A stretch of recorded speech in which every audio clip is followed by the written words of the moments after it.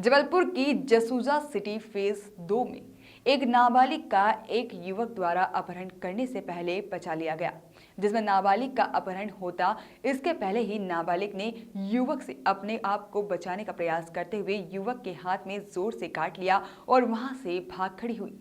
नाबालिग ने भागकर जब अपने परिवार को घटना के बारे में बताया तो परिजन उसे धनवंतरी पुलिस चौकी लेकर आए। पुलिस चौकी में भी उसे न्याय नहीं मिला, उल्टा पुलिस के जवाबदार लोगों ने महिला पुलिस का न होना बताकर नाबालिग और उसके परिजनों को वहां से भगा दिया। परिजनों ने क्षेत्रीय समाज सेवियों को इसकी सूचना दी और समाज सेवियों ने इसकी सूचना पुलिस के आला अधिकारियों को दी। पुलिस के लोगों ने घटनास्थल का निरीक्षण किया और आरोपी को शीघ्र गिरफ्तार करने का आश्वासन दिया। बताया जाता है कि अंधुआ गांव की एक नाबालिग एक दुकान में काम करती है। रात 8 बजे जब वह अपने घर जा रही थी तब रास्ते में एक युवक ने उसका हाथ पकड़ा और मुंह दबाकर उसे खींच कर ले जा रहा था।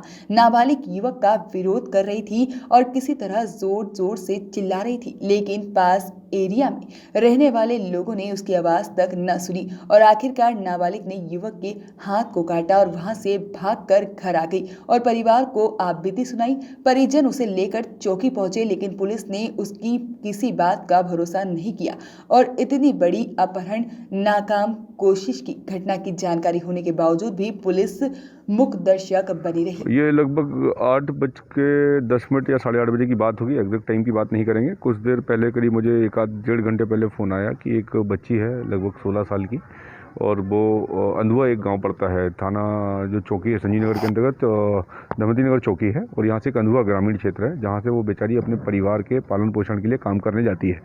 शाम को 7:30 बजे करीब छूटती है और 8-10 करीब पे वो उस जगह क्रॉस करती है जहाँ से वो जाती है।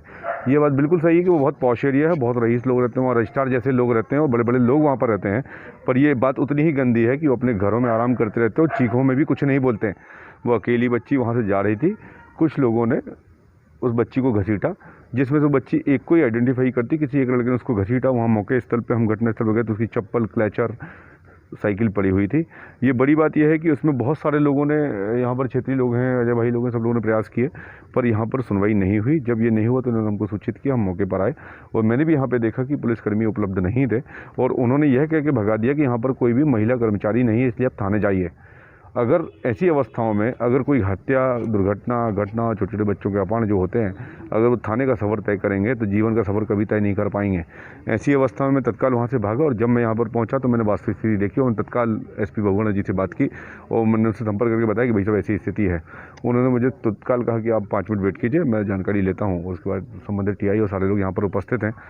बड़ी बात यह है कि उस बच्ची के साथ एक घटना हुई, वो पॉश एरिया में घटना हुई। वो गरीब बच्ची अपने माता पिता का पालन पोषण करती है और कैसे जीवन व्यतीत कर रही होगी। शाम को 8 बजे की घटना भी, अगर आप बोलते हैं कि लड़की की सुरक्षा की बात करते हैं तो एक बच्ची जो अपने परिवार को पालती है और असुरक्षा की भावना, यहाँ से आधा किलोमीटर में भी चौकी नहीं है और अगर यहाँ चौकी है तो क्या थाने के लिए, और थाने में अगर बल नहीं है तो चौकी क्यों है। ये बहुत सारी बातें ऐसी हैं पर अभी फ़िलहाल हम ये चाहते हैं कि उसको न्याय मिले। पर क्या न्याय लोगों के हल्ला करने से होगा, लोगों की भीड़ होने से होगा? अगर जो पीड़ित है, अगर उसके साथ कोई खड़ा नहीं होगा तो उसको न्याय नहीं मिलेगा। कल उस बच्ची के साथ अगर घटना हो जाती तो पुलिस एक रोजनामे में कायमी कर लेती, उससे होता क्या? तो क्या इस बात का इंतज़ार किया जाए, ऐसा होने दिया जाए और या फिर हम शासन प्रशासन की व्यवस्थाओं को बोलें कि ये उचित हैं और हम उनके साथ हैं?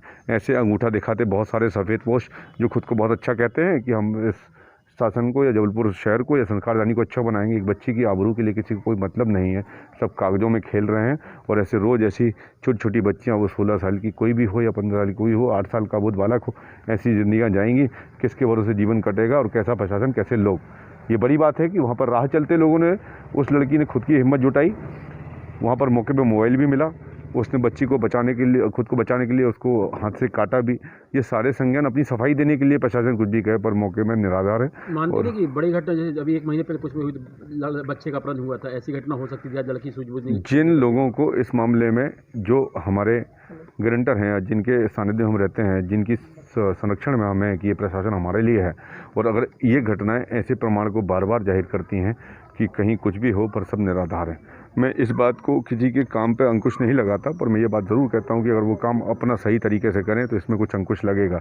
आज अगर ये घटना हो जाती है, उस बच्ची के साथ कोई घटना ऐसी हो जाती तो इसको तो जवाबदार कौन होता? वो अपने परिवार को जैसे तैसे पाल रही थी। अभी जो घटना हुई, आज ठीक है हम लोग 10 लोग आ गए हैं पर उसका परिवार वही पालेगी, हम नहीं पालेंगे। वास्तविकता से परे जीवन है और ऐसी अवस्थाओं में सामाजिक और जो लोग इस शासन की नौकरी से या अपना जीवन यापन करते हैं और जो अपने आप को ठेकेदार कहते हैं, चाहे वो प्रशासनिक अमला हो, चाहे वो सामाजिक अमला हो, चाहे वो किसी भी अमले का आदमी हो, ये उसकी जवाबदारी है और उसको ये काम करना चाहिए।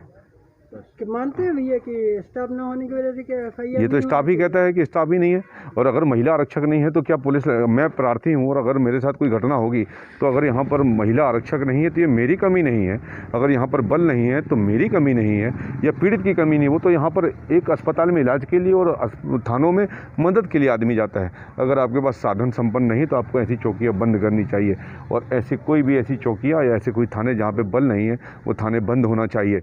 एक ऐसा फरेब बिल्कुल नहीं होना चाहिए जो विश्वास तो देता है पर दूर दूर तक कोसों दूर नहीं है, कि जहाँ पर हम उम्मीदों के नाम पे जिएं और भरोसे के नाम पे ज़िंदगी काट लें। ऐसी मौतों से बेहतर है कि इन सारे लोगों को जानना चाहिए। सूचना मिली तो फोन भैया मेरे को जानकारी मिली क्योंकि बच्ची मेरे भाई की दुकान में काम करती है, तो जब उसने खबर करी तो हम लोग वहाँ पहुँचे तो बच्ची को ले जाकर चौकी लेके आए रिपोर्ट लिखाने के लिए। तो यहाँ पर जो उस समय थाने में मौजूद थे, थाने में बल, उन्होंने ये कहा कि यहाँ पर कोई महिला स्टाफ नहीं है, आपको थाने जाना पड़ेगा, संजीव नगर थाने जाइए, रिपोर्ट वहाँ लिखी जाएगी।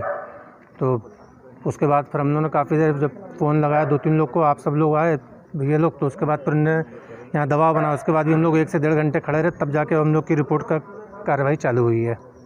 कहाँ मामला, क्या घटना हुई कहाँ पर? ये हुई है धन्वंतरी नगर में, जसूजा सिटी फेज़ 2 में। अभी जितेंद्र परियार। KNN न्यूज़ के लिए जबलपुर से कपिल दुबे की रिपोर्ट।